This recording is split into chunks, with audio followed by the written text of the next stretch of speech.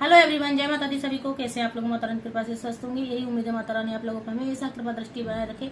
आइए जानते हैं इंद्र एकादशी पूरे भारत में कब मनाई जाएगी, इस पे पितृ पक्ष में पड़ती है। पितरों को खुश करने के लिए ऐसे 10 उपाय कौन कौन से हैं जिससे हमारे घर की बर्बादी रुक जाए। और पैसा तो हम बहुत कमाते हैं पर पैसा रुकता नहीं है, बीमारी हारी लगी रहती है, घर के कलेशों में पैसा बर्बाद होता रहता है।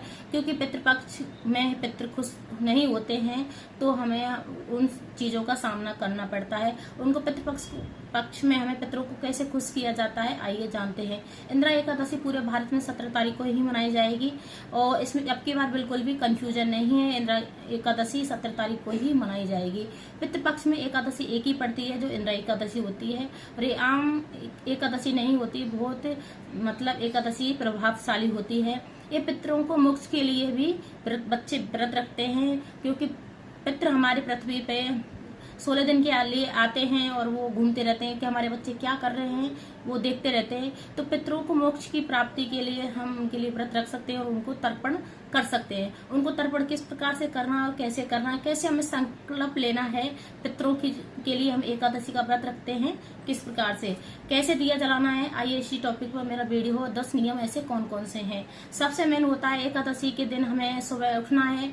एकादशी के दिन हमें काले तिल डालकर नहाना है, गंगा जल भी डाल के नहाया जाता है, तो गंगा जल भी डालना है, काले तिल डाल के हमें नहाना है। फिर हमें संकल्प लेना है। संकल्प कैसे लेना है, संकल्प हमें हाथ में काले तिल जरूर रखना है, क्योंकि उस एकादशी के दिन चावल नहीं रखा जाता और पितृपक्ष में काले तिल का बहुत ज्यादा उपयोग होता है, पितरों खुश होते हैं। तो हमें पितरों के लिए हमें एकादशी का व्रत रखना है, इसलिए हमें काले तिल रखना है। हथेली पर एक सुपारी रखनी है।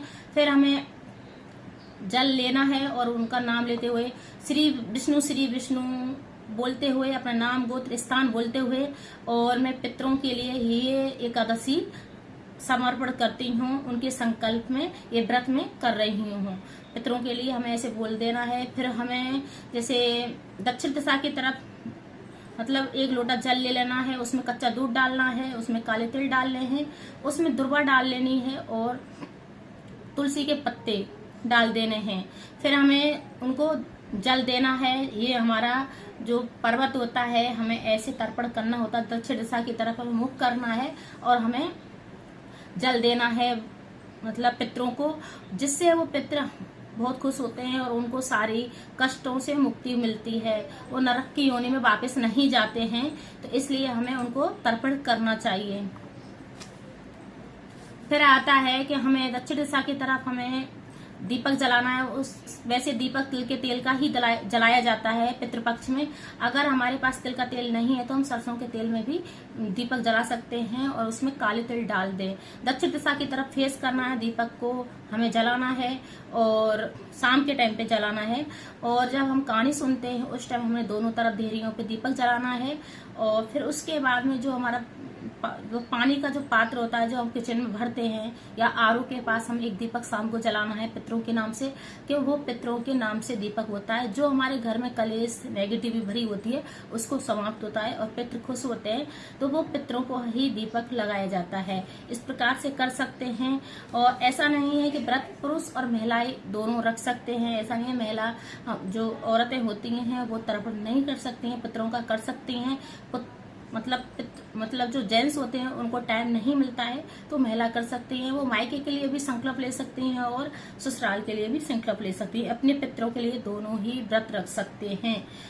अब आता है जैसे पितरों का संकल्प मायके के लिए हम करना है तो अपने मायके का नाम गोत्र बोलना होगा। अगर हम ससुराल का व्रत रख रहे हैं, ससुराल के पितरों के लिए व्रत रख रहे हैं, तो अपने ससुराल का नाम गोत्र स्थान ये बोलना होता है और उनका नाम लेना होता है। हम पितरों आपको हम अर्पण करते हैं, ये व्रत हम आपके संकल्प में रख रहे हैं। ऐसे इस प्रकार से हमें संकल्प लेना है, उन्हीं के लिए तर्पण करना होता है, समर्पित करना होता है पितरों को।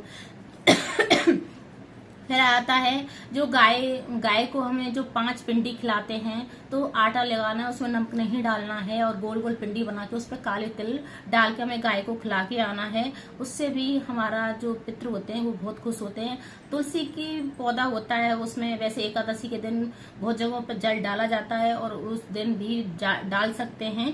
उसमें तुलसी में काले तिल, जो लोटा होता है जल में, तो काला तिल डाल के ही तुलसी में जल दें, जिससे पितरों को लगता है जब तुलसी में हम पितृपक्ष में जल देते हैं तो वो तर्पण होता है। तुलसी में अगर जल देते पितरों को लगता है। पीपल की जड़ों में हमें काला तिल डाल के ही जल देना चाहिए, तो वो भी पितरों को लगता है। 7 परिक्रमा देनी चाहिए, जो पीपल का वृक्ष होता है उसकी 7 परिक्रमा देनी है।